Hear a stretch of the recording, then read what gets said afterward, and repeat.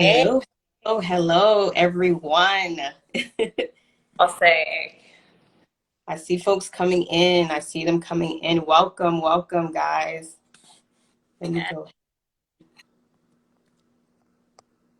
all right. So, Aline, I'm gonna play a little some music to get us hyped for Ladies' Night while we wait for some people to join in. Okay? Yes, please go ahead and play that music, friend. Here. Hello. Hi Huh? there. Can you hear? Yeah, Yep.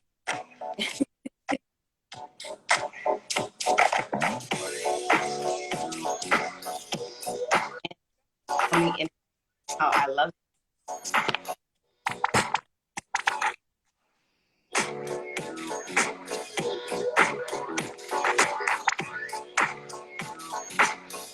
Yeah, are you gonna bust a dance move or something? I had the instrumental because y'all know this song was a little raunchy. Yes, I see California in the house. Yeah. Where's everybody joining from? Put in the chat where you joining from. Let's see. Hey, Tara. Callie, yes, Callie in the building. Yes, Yes, we got the got school Cal. shirt on. It's Friday. Yes, it is Friday. Yes, Each Town in the building. Yes. Okay. We got a few Cali people. Okay, we got That's work. Viva. Whoop, whoop. Hometown. Okay.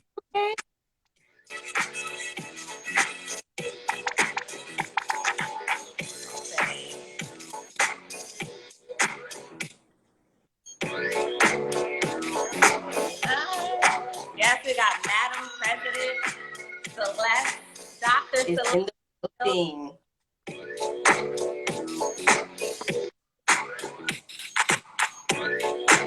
Yeah, Byron. Maryland is still my heart too.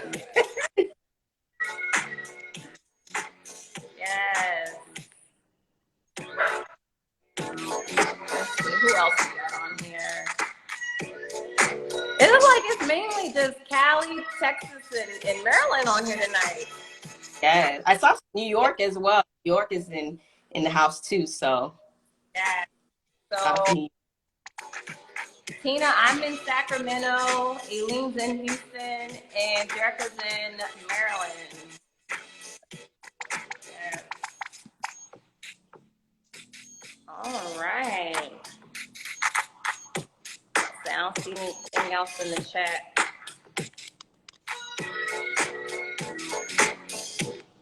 All right. So we gonna get started. It's Friday night. It's gonna be good. So, well, oh my God, there's someone on here in Sacramento. I'm gonna have to connect to that person once this ends. Oh my goodness. All right. That is all about networking Right. and And I just moved here, so I'm definitely going to connect with Tina when I get off of this.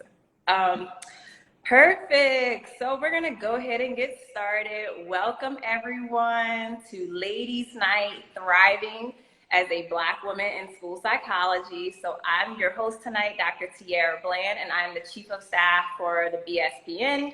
I also have my lovely friend, my prayer warrior partner, the best director that's out there. Aline, go ahead and introduce yourself. Hi, everyone. I'm so happy to be here. I am Dr. Aline Milfort. I am the Director of Marketing for BSPN. Yes. And we have our special guest, Dr. Jerica Knox. You can go ahead and introduce yourself, Jerica. That doctor sounded good. It's good, right? Hi, everyone. I am Jerica. I am fresh out of my doctoral program at NC State University. And so I saw someone say, did you just move to Maryland? I sure did. Just completed internship in Illinois. And now I am a postdoc at the National Center for School Mental Health at the University of Maryland. And I am a VP or the VP for School Psych Sistahs. Okay, School Psych Sistahs in the house tonight. Yes. So, Jerica, can you tell, for those who may not be familiar with School Psych Sisters, like what you guys, who you are, what you do, so that way they can follow you and stay connected? Absolutely. So, School Psych Sisters is a nonprofit geared towards the recruitment, retention, and advancement of women of color in the field of school psychology. So, we started off as a Facebook group for women of color to be able to just provide support to each other, whether professionally or personally, case consultation, sharing laughs, frustrations, literally whatever, and really just providing that community that they may not have physically. So we started off as that Facebook group, and we filed for 501c3 status, which we got. So we are officially a nonprofit, yay. We do a lot of programming. So we have a mentoring program where we have school psychs, women of color, in the field from all over the nation, providing mentoring services to our early career and students in the field. We have cohort 2 coming up starting this month. So we actually need more mentors. If you are interested, email us at info@schoolpsychsistahs.org. So we have that mentoring program. We just gave out a scholarship to one student and one early career professional to be able to have some, extra professional development. We've had twerk out sessions online via Zoom for people to get active and really just, have a good time together. So lots of programs that we're doing to, just provide support to each other, and lots of things that we have coming up in the future. So stay tuned. Yes, and definitely go follow them on Instagram and Facebook if you have not done so already. They also have some merch that you guys are reselling again. Is that correct? Yep. Yes, we do. Yeah. On Twitter at School Psych Sis. On Instagram, I think I'm using the profile now, but it's School Psych Sistahs, Sistahs, Sistahs. And then if you search that same name on Facebook, we will pop up as well, where we have our merchandise store and just updates on what we're doing. Nice. Yes, thank you for sharing that. And Jerica, I don't know if you've seen the chat, but there are definitely people out here trying to recruit you for Maryland's School Psych Association. It's funny. I didn't that. I joined NCSBA North Carolina's when I was there, so I am definitely looking to get involved. Give me some time to settle into Maryland, unpack, but I should join. Yeah, the twerk out, I don't know if that's the right name, but I see it in the chat. Those fitness classes were so much fun. I definitely attended those, so lots of fun. I think the instructor name was Bay. I think I can't remember. It was so much fun. So if you guys ever more, I'm definitely joining. And ladies, please go to it. You will have fun. So perfect. So we're gonna go ahead and get into the questions, y'all. We have some really good questions that we're gonna dive into tonight. Some people submitted questions prior, and we kind of want to have it like conversation, more so just like kind of like a Q&A. And if you do have questions, there is a question mark on the bottom right that you can put a question there. One of us will see it and try to answer it. Or at the end, we'll also look just to double check to make sure there's no more questions. And please feel free to make comments, hearts, do whatever in the chat. Like, we want to keep it as engaged and interactive as possible. So let's go ahead and have a good time. So we have the first question, Aline and Jerica, from someone who says, it's not many of us, but how can your school psych brothers help you to thrive? So I really like it because we are both out here struggling. There aren't many of neither of us, and yet here you are, brother, trying to support us. So but one thing that I was thinking, and I think it's just good practice in general, just to amplify our voices. So in research, that looks like citing us in our work and what we're doing. In practice, that looks like speaking our name when we aren't in those rooms that you are in, to be able to get in those rooms. And then I'm also thinking of sort of help us help you as well, because we're trying to build each other up, right? And so we able to have open communication, so that we can, be able to bring each other up and, support one another. Absolutely. Yeah. I love that. One thing I will add to that is when it comes to not just in the physical rooms, but like the resources. I love how we have so many school sites specializing in something. So sharing the resources and continuing to be that safe space that you are, where we can, be authentic with what's going on in the workplace or even outside of that. So just continue to do what you're doing, because I know that we are honestly stronger together. There's so much power in unity. Yes, I agree. And one thing that I thought of too, because in my former school district, there was one Black male, and then there may have been maybe 18 women of us that were Black school psychologists. So we ended up creating a community for ourselves. So we would try to do like a quarterly happy hour where we got to just build community and stay connected. We also had like a group meme. So that way we're like, if anything pops up that we need to know about, sharing resources, just helping each other like with consultation and assessments and like that. So it was such a good community to have. And so like if you do have, for women, if you have male school psychologists that are Black in your district, like find a way to connect with them. And just like I said, like kind of always said, is building that community. So yeah, and I appreciate Byron. I saw Nick on here, some of the fellas tuning in tonight to support us. So appreciate you. So yeah, so our next question, this one's a really deep one for y'all.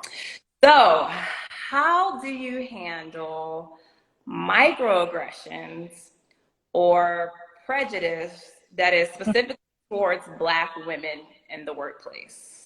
Mm-hmm.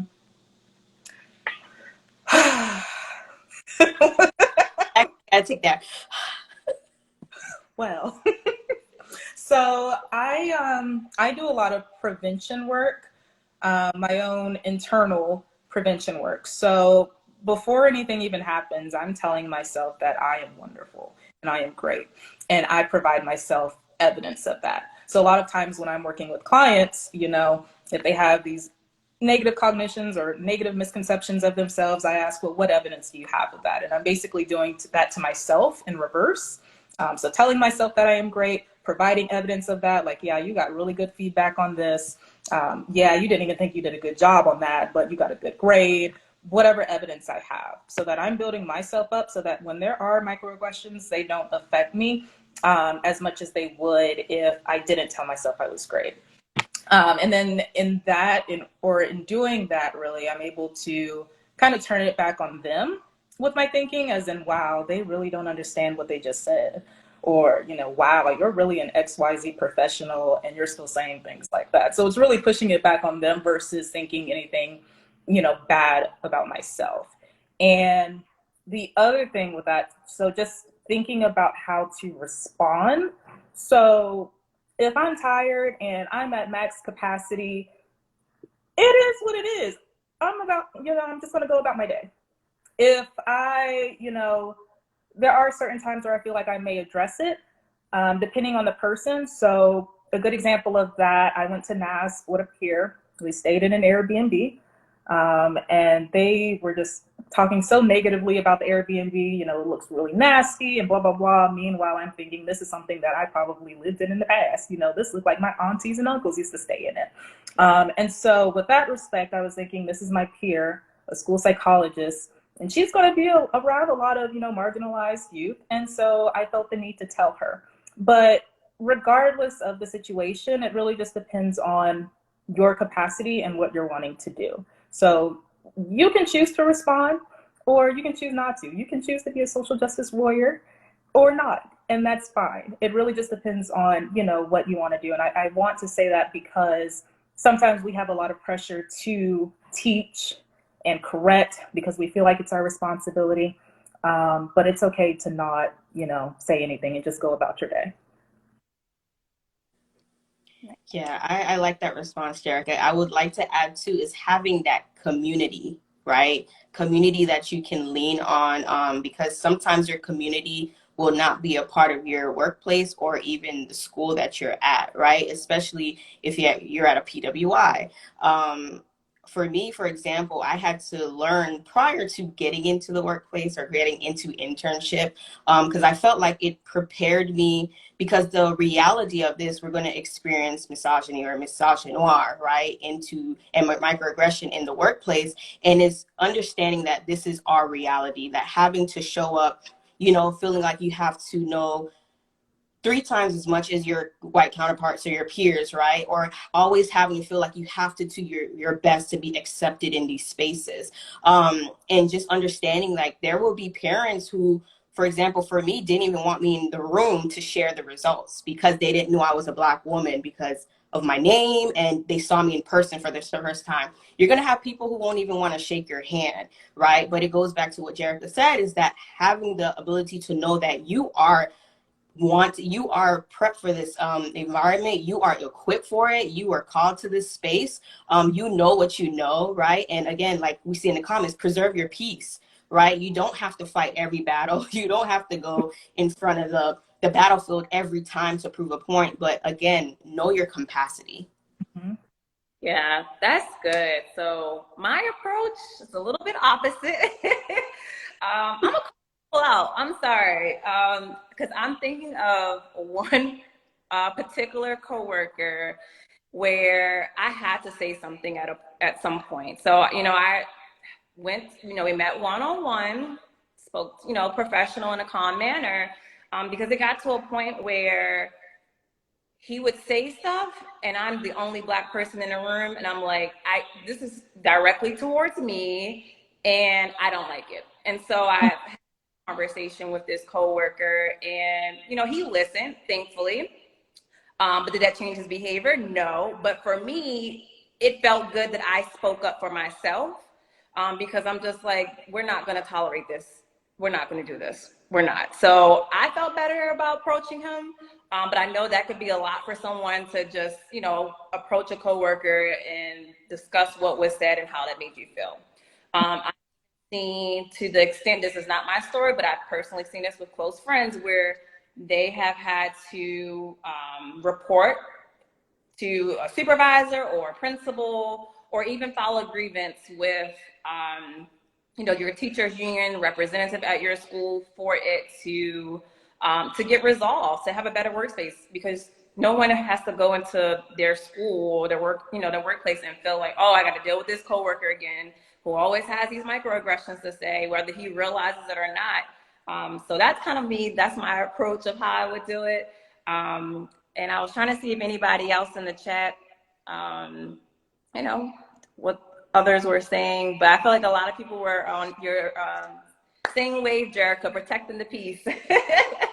Yeah. But we can acknowledge that it does get exhausting, and very discouraging, especially you've worked really hard, because getting a doctorate, getting a master's, whatever the case may be, is hard, especially if you are a first generation to do in your family. You're breaking generational things that haven't been done in your family, and having to also fight a war in the workplace, right? And having to show up. But the thing is, again, it goes back to that community. And like Tiara says, vocalizing if you need to, speaking to your community about it, and making sure that you don't get burnt out in that space enough where you can't show up for what you were called to do in that space. So, because you will get burnt out. Let's put that up. Yes, burnout is real. So, no, that was good. And I see someone had asked about the demographics and about like how many minorities in the field, which is a huge thing about diversifying school psychology. So thank you, Erica, for putting the information in the chat. So the data, like she said, is tricky because NASH only puts demographic data for people that are members, whereas there is other data that's out there that's showing a larger percentage of school psychologists out there. So it's kind of really hard to decipher, like, what is the actual percentage of Black and brown school psychologists, but it's very small regardless of what that percentage is compared to our white counterparts, where the field is over 80% white and female. So, all right. I actually want to highlight Madam Press said something. She said, also know when a place is not for you. Every battle is not yours to fight. Leaving is sometimes the best thing for yourself. Yes. Good. That's my drop right there. Yes, that is so true. So, all right. So we have another question. So it's kind of like a two-part, whether you are the only Black graduate student in your school psychology program, or the only Black school psychologist in your district. And so the question that this person submitted was, how do I find community with other Black school sites? Mm-hmm. So I was not the only Black person in my program, thank God. I had two other Black women that I came in with, and then another one that came in right after. And so there was just always this flow of diversity coming in. So I really appreciated that. In terms of how do you find community, if you don't have that physically, one, you're here at BSPN, so wonderful. You're halfway there. BSPN, other networks, school psych sisters. So just finding that community online. There's NASP communities where there's, communities for literally everyone. Now, I don't know how active some are versus others, but they are there if you are a member. The other space that I'm thinking of is Twitter. Do not feel afraid to reach out to other people. Slide in their DMs. I have slid in multiple people's DMs to be friends or colleagues, to work on a paper, to vent, whatever else. And there are a lot of graduate students who feel the same as you, who are looking for that community because they don't have it in their program. So I found that, they are very receptive to messages. The other thing that I'm thinking, and this may not answer the question because it's for finding your community within school psych specifically, but don't be afraid to reach outside of your program. So even in, my department of psychology, there were other Black students. Now, they weren't in school psychology, but they were in social and developmental. And so those were still Black students who were going through the same thing that I was, that I could meet with, be in the same space with them, do work, and that sort of thing. And then also, don't forget about your previous communities. I did that a little bit when I first got to graduate school because it was really overwhelming in this new place. And I was trying to, integrate myself as much as possible. But eventually I got back to my friend groups, my besties, like Krista just said, my line sisters, my McNair cohort from undergrad. So just leaning on those people as well. Because when you get to grad school, you'll meet new people, but don't forget about those old people too, because they can serve as a huge support for you and also remind you that life is more than just grad school, because it's easy to kind of, sink in there and stay in there. So. Right. Jerica pretty much answered all that. One thing I can say was when I first went to NAS, and Tiara introduced me to the African American subcommittee, and I remember seeing all these Black school psychs in one room. I was like, this is a thing. And I remember Charles was up in the front. I thought I was at church the way Charles was talking, right? But literally, I was like, this just encouraged me to continue because I was fresh in grad school, and we're in a field where it's predominantly white, right? And so it's like seeing people that look like me, right? And again, connecting to, I had another school psych friend who was in my cohort who was Black. So remembering your community, like Jerica said, but also going outside of it. But NAS, the African American Subcommittee, finding your local association in your state is also a great thing to have as well, because you get to network with not just those who are starting out with you, but those who have gone before you.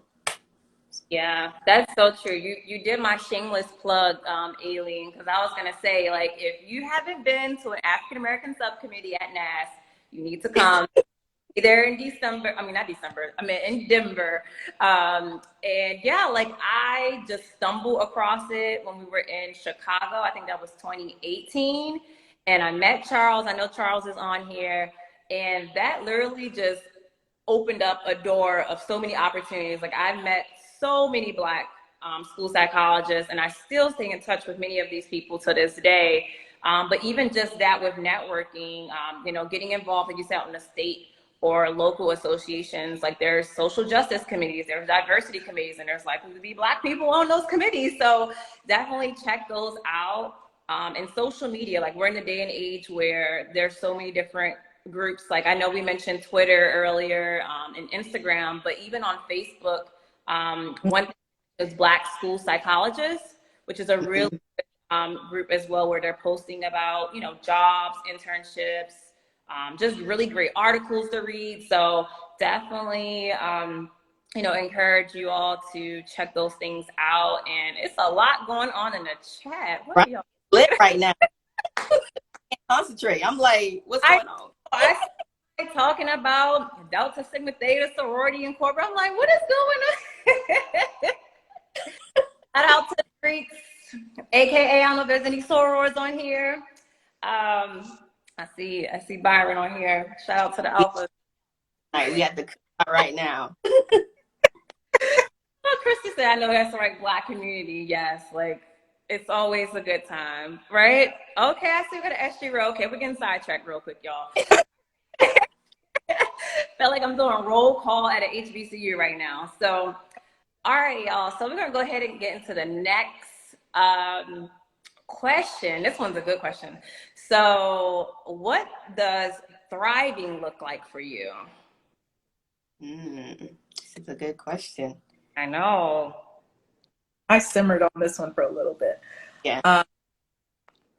But to put it in simple terms, I think that thriving to me looks like doing what I came here to do, or what I really wanted to do, which is something that a lot of people aren't able to do in this field. So I've heard lots of stories, and this was me too, you know, going into my first practicum site and, you know, wanting to be able to, you know, do therapy or, you know, social justice work, etc., and finding out that you were only there to do assessments. So I've heard that a lot, and so there's not, you know, this initial opportunity for some people to be able to do what they wanted to do. I have been able to do that now, do the work that I came here to do. But I also figured out that, you know, what I wanted to do originally wasn't what I'm doing now, which is okay. But either way, I learned to thrive or do what I came to do by one, hard work, probably too much work, to be honest, by not being afraid to ask questions. I am a firm believer of you do not know what you do not know. And so sometimes you don't even know what questions to ask. But if you are confused about something, or if you feel like you have a goal and you don't know how to put it into words, go talk to somebody and let them put it into words, and let them give you some resources to be able to get you where you need to go. And then that kind of along the lines of just being able to advocate for yourself. That is something that I had to do a lot very early on in my program. In my second year, I believe, my advisor left, and I felt so, oh, what am I going to do? You know, oh, my goals are ruined. How am I going to get here? X, Y, Z. But I kept reaching out to people. I found some new mentors. I kept asking questions, and now I'm here at this postdoc that I really, really, really wanted, because I wasn't afraid to reach out to people and make those cold emails. Cold emails are super helpful for meeting people and just putting yourself out there. But really just, you know, having that goal in mind, knowing what you wanted to do, and then just trying to go and get it by asking, advocating, and, you know.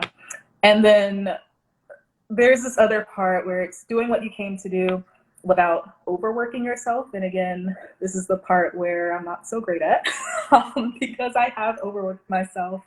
I think I'm in a place now where I'm able to thrive without overworking, because my postdoc is exactly what I want to do. So I'm able to do this 9 to 5 without having to work past or work on the weekends as much. Now doing that in grad school, I don't know. Somebody else got to give advice for that. But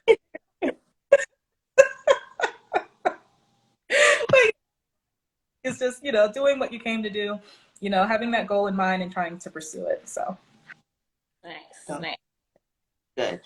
I would say for me, it's really enjoying the daily journey of personal joy and purpose, like not trying to compete with other people. And I say that because I look back, like recent grad, going into my postdoc in the fall, so I'll be going to private practice, but understanding that your journey won't be a straight line.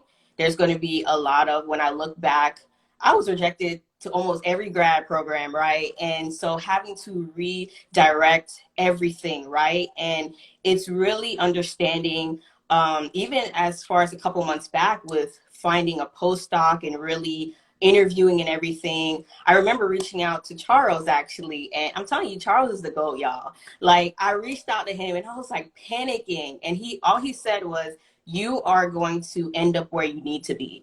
And that's how it is. No matter what your journey looks like, you know, I'm considered probably the non-traditional grad student because I got master's before I got into grad school. And there's people who go straight in for undergrad. It doesn't make you less of a person, but you end up where you need to be. But celebrate yourself every step of the way, because just a year ago you were trying to accomplish a specific goal, but you're here, right? And so celebrate and be grateful for how far you've overcome, and just be grateful of what's to come further down the line.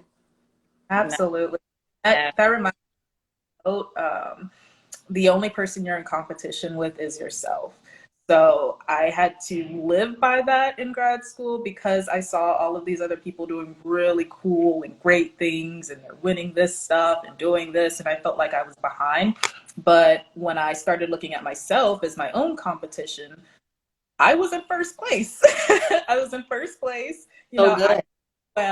you know, I'm beating last year's Jerica. And so by doing that, it kind of motivates you to, you see, you know, well, how far else can I go? Like, can I do this next? Can I do that? Instead of looking at other people. Right. Yeah. You just never know how much you achieve when you just keep pressing forward instead of looking at everything else around you. Like, it's, yeah. So I think, like, for me, and I see people like y'all are in here preaching.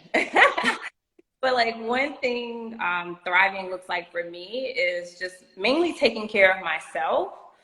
Because honestly, like as a school psych, like I can't help anyone if I don't take care of myself first, whether that's, you know, my spiritually, physically, mentally, emotionally. Like I can't help my students if I'm not all together, you know, not that I have it all together, but you know, but just being okay. And I think one thing that helped me to thrive is being my authentic self at work. I know originally when I first started my career years ago, I thought, okay, I have to have this certain look. I have to, you know, try to fit in with my colleagues. And I was like, you know what? I don't need to have my hair a certain way. I'm going to rock my twist out today. If I want to rock braids next week, I'm going to do that. And I'll never forget, like my students, my high school students will be like, oh, Miss Bland, you so real. And I'm like, what you mean? I'm like, no, because you keep it real. And then they'll like call teachers that, you know, were who they consider fake and whatnot, which was so funny. But they can see me being myself, and students see that, your colleagues will see it. So just to say, when you're out as a graduate student or you're in the field, just be yourself and show up. And something, Jerica, that you said also made me think about setting boundaries. And so I know starting out that can be hard to do as a graduate student or an early career, but over time you have to learn to say no. And by me setting up boundaries, that is what has honestly helped me to thrive even more in the field, because now I'm making time for things that I actually want to do, or not talking to people that I don't need to talk to. And I'm getting work done. So I think that is so important that you do those, you know, in your workplace. And then another shameless plug, Aline has attended this presentation, but every year for the past 3 years, I've done a special session for graduate students called Navigating and Thriving in Your First Job as a School Psychologist. So I hope to see grad students who are attending tonight. I hope to see your faces, because I kind of go over like how to thrive in your first job, in your first year. So what to do within that first month, what resources that you need, what networks you need, getting all the nitty gritty. And I have a panelist. I know I saw Dr. Kernell on here. I don't know if she's still here. But she was one of the panelists this past year, and she was amazing. So definitely check that out if you're going to NASS in 2023. Yes, So it was really. I remember Dr. Kelsey Reed was also on the panel, right? And she was. So if y'all know about Dr. Kelsey Reed, y'all need to listen. You know, but one thing I want to say, because you guys said something, there's this saying that's like, oh, you need to be booked and busy, right? I want us to remember that as long as you're busy, make sure it's purposeful, because we can fill up our calendar. We can do so much just to be on our CV, but we're burnt out and we're not accomplishing anything. So really understanding, like, again, for me, finishing grad school over the summer, I had the opportunity to watch Disney Plus with my mama. Alvin and the Chipmunks been on replay with my mama all summer, but I felt like I've been thriving with my family because, you know, for grad school, you have to sacrifice family time. You have to sacrifice things you want to do. So now my family time is thriving with my family, and I feel so purposeful without, school psych related things. So again, make sure what you're doing is purposeful, not just that you're booking and being busy for culture, for social media, or whatever the case may be. Yeah, good. That's real good. So, all right. So the next question, I feel like we kind of already answered it, but it was just asking like how to get involved in leadership positions, whether that's in your program or school psych association. So did anybody have anything want to add to that we didn't say already? No, You covered it. One thing is telling people goals and what you're trying to do and what sort of opportunities you're trying to seek out, so that way they can send you or email you those opportunities. I did that a lot, trying to find postdocs and whatnot, and I told my mentors and other people, and they were sending them along. So and then also just joining listservs as well, so you can see those opportunities come out. Right. Good. Like and I don't know if this is at every school psych program, but there's usually like a graduate school psych association. And so that's a way to get involved as like a leadership role, or to be like a committee chair. And also one thing that I did in my master's and specialist program was a NASS student leader. And so they're like a liaison between NASS and the program. And so that's another way to get involved. If you are looking for leadership, but you just speak up and tell people you're interested, and they will connect you with the people that you want to work with. If you're interested in diversity, if you're interested in urban school psychology, like just reach out to people, and people will get you connected to the people that you need to make that happen. So definitely, So yes, people were saying in here, volunteer, network, yes. Tell people your interest. Yes, these are all good things, good things, good things.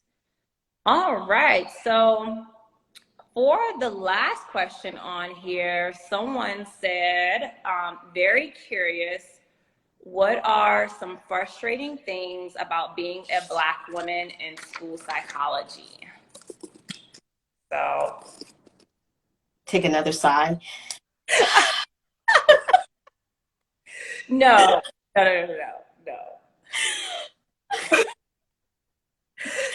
all right. Before y'all go ahead and answer, I'm gonna just put this disclaimer out there, because this question, I was like, I don't know how to answer this. So there are going to be things in any field that's going to be frustrating, right? But it's how you respond and deal with those frustrations, right?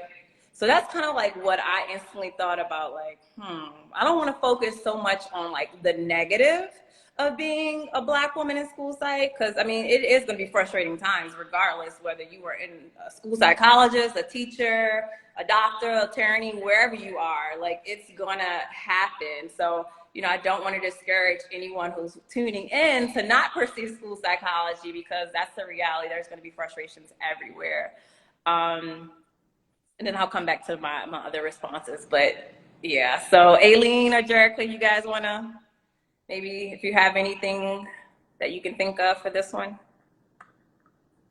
I like that disclaimer because I could say, racism, microaggressions and whatnot, but you're going to see that, in any field. as a Black woman. One thing that I would like to see more of, perhaps, is, just more of our work being recognized, because we are small in the field, but we are mighty, and there are a lot of us doing really great work. That I feel deserves to be celebrated. And so just spotlighting us a little bit more would be great to me. So for schools like Sistahs, for an example, we spotlight different women of color in the field on our social media. Just give them a shout out and show all of the great things and diverse things that people are doing. So Yeah, I would say the same thing. And I love the disclaimer too, because I would say I have a lot more positives in my journey versus negative, right? It's just being realistic that those negatives will happen and how to prepare for it. But I love being in school psych, right? And I love that we can bring more awareness to this field that was really hidden, right? Because I didn't know about school psych prior to even going to grad school. So I like that the change may look, a little minor right now, but I love that change is happening. And the face of school psych is changing too, as well. So. Yes, it is. And so I am going to actually answer the question now because I'm like, I got to answer. There's two things that I think you ladies will probably be able to relate to. And any viewers, you may can relate to this as well. And I'm about to laugh because I'm looking at my response on my sheet of paper here. But I guess one frustrating thing for me in my career was being called everything that I'm not. So no shade to these professions that I'm about to say, but I've been called a paraeducator, a social worker, a teacher, a school counselor, anything but a school psychologist. And so that can be a little frustrating, especially when you're early out and you're like, oh, excuse me, like, how dare you call me that? But just kindly correcting people that, hi, I'm so-and-so, I'm a school psychologist. Because what I've discovered is that you may be the first Black school psychologist that person has ever met, and then yet along the first female, like a Black female school psychologist. So once I realized that, I honestly just stopped taking it personal and just, correcting people. Oh, no, I'm the school psychologist. And yeah, then the second thing that I thought of that was frustrating starting out is when white coworkers assumed that because I am the same race of the students that I work with, I can relate to the experiences and stories that they have gone through. And for me, that was inaccurate. Different social class, different upbringing, different household, totally different lives than the students that I work with.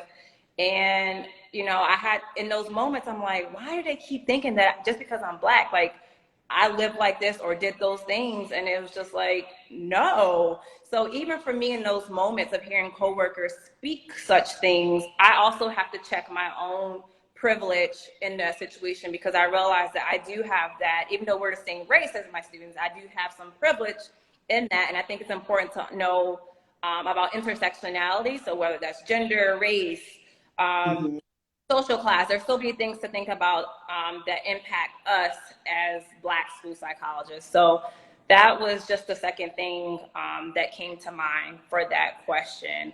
And yes, I'm seeing some good comments too on it, talking about considered, and yep. So that's, yeah. So it was 4:43, and let's see, do we have any questions in the chat? No, nothing on that part, but we do have some time to answer some more questions or comments if anybody has anything. Yes, I love how the community in the chat was answering Kendall's question about the dissertation scholarship. So awesome job, Nat. I love it. Community. Yes. Yes. But Tiara, you said some great things. One frustration I really had to learn about too, or experience, is that because I'm Haitian American, right? And so even in my program, Outside In, a lot of people thought because I was Black, I understood like a lot of the dish that are eaten in the African American community, right? That we are all plugged in one place, but we're all individual, and even in our own culture, we are all still individual from where we're from, our house upbringing. So not necessarily grouping everyone in one box, but really seeing you're talking to an individual from this community.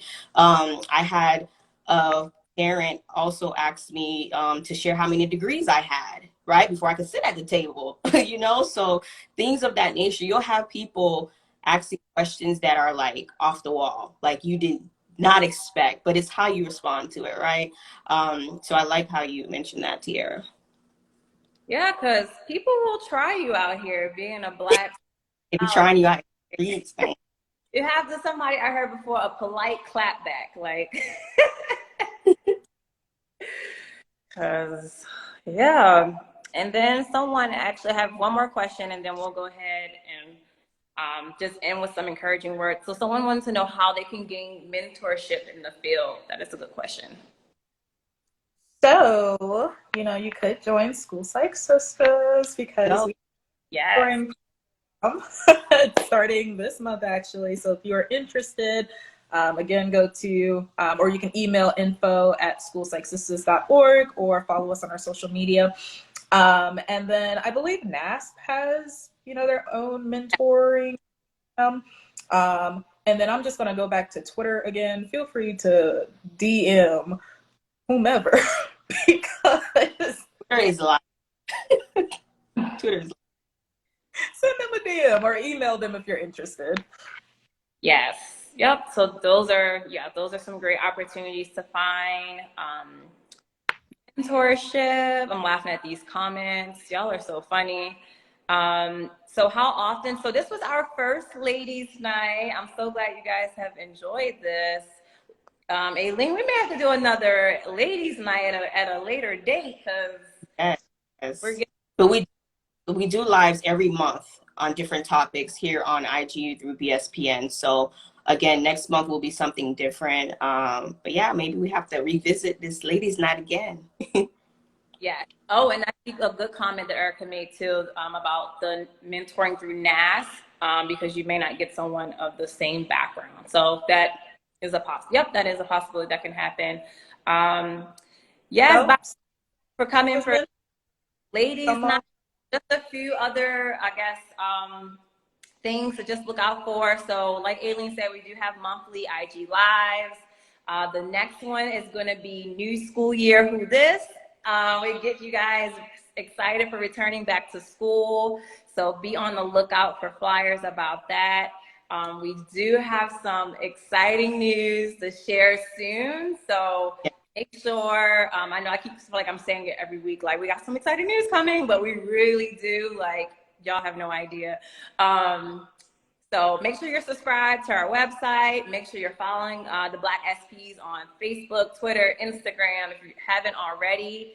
And please, please, please share with your friends, your colleagues. If you're in graduate school, share with your other fellow school psych colleagues, clinical counseling, whoever. Share the word about the Black SPs.